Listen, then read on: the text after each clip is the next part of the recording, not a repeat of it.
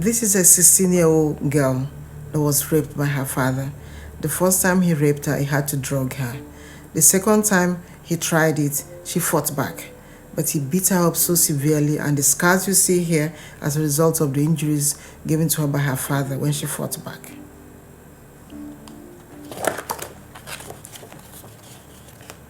This is a 4-year-old child. She was on a play date with other kids in the neighborhood, but was taken away by a 21-year-old man and his friend. She was taken aside and raped by these two men. These are just two examples of what happens to children all over the country.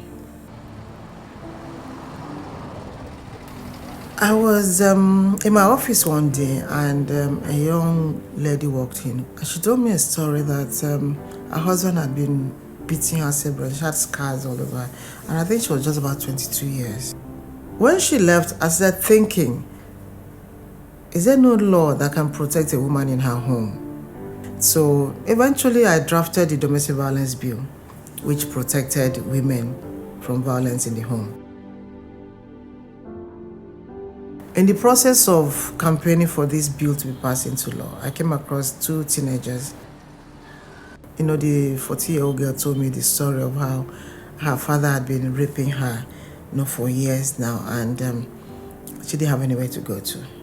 She had not reported to anybody except her religious leader, her pastor. And her pastor told her to keep quiet. It couldn't have happened. So she went away frustrated, depressed, and went back home to be abused further. I couldn't understand how, a young girl could grow up in such a home. I grew up protected, loved, and everything in my own home. I couldn't understand why it was happening. The opposite was happening to some girls. So I decided to test it further. I went to the street again, talked to a few teenagers. The result was that, yes, it's happening. It's out there. Lots of teenagers are being abused by people that should actually be protecting them. And that got me thinking, what do I do? At about the same time, I got invited by British Council to attend a seminar on gender-based violence in Manchester. Fortunately for me, one of the side visits during the seminar was a visit to St. Mary's Sexual Assault Referral Center, where I got to hear about how survivors of rape and sexual assault were being treated in a holistic manner. And I really got interested, and I said to myself, this has to happen in Nigeria. So when I came back in 2003, I wrote my report, and my recommendation was we have to open a similar center in Nigeria. Everybody says it's a beautiful idea, it's good, we need to do it, but there's no money for that. Why don't you go and start? When you start, you can come back for some money, we can talk about it then. And I said, how do I even start? From 2007 to 2010, 11, it was just going to offices, talking to people, and being told it's a nice idea, but there's no money for it. It's new, we don't know how it will work out. Maybe it will be a waste of funds. And then some people said people will not come out. And survivors will not come out. You just said that nobody will come out. And then they'll give examples and examples and examples. It was frustrating. There was a temptation to let go. Why don't you work in HIV/AIDS area? I kept on, hearing that. People kept on trying to shift my focus. And then I remembered the girl I met on the street. Her problem was a safe place to make a report. Her story was at the back of my mind.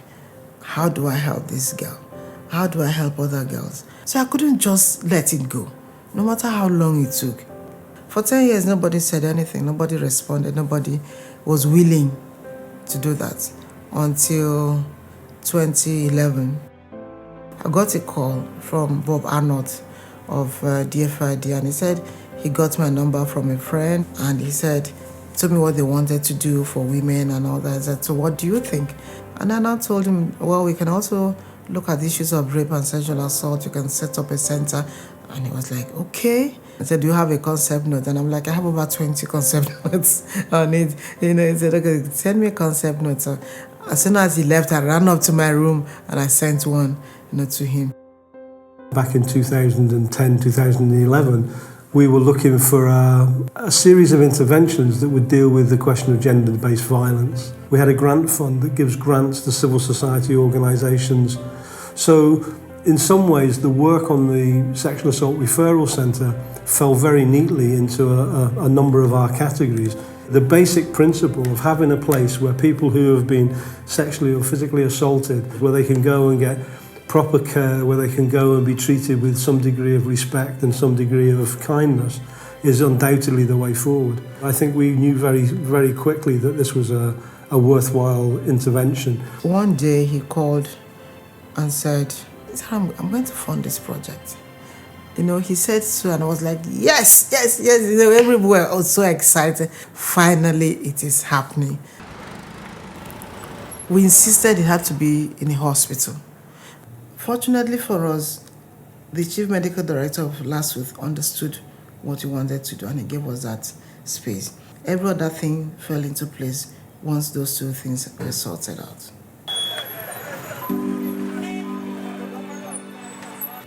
I remember when I told myself in 2003 I'm going to open a center. To finally open such a center, it's a fantastic journey, and it gives so much joy that people are accepting it. People refer people to the center. Don't forget that majority of people that have come there are people that would ordinarily not be able to receive free medical support. They would have had to pay for it. But here they are at the Mirabel'S Center, and nobody is asking them for anything.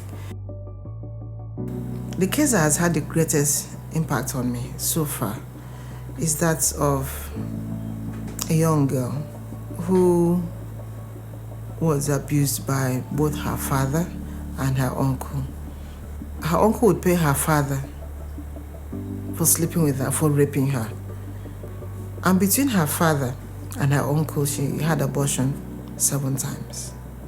And then the last time her womb was removed.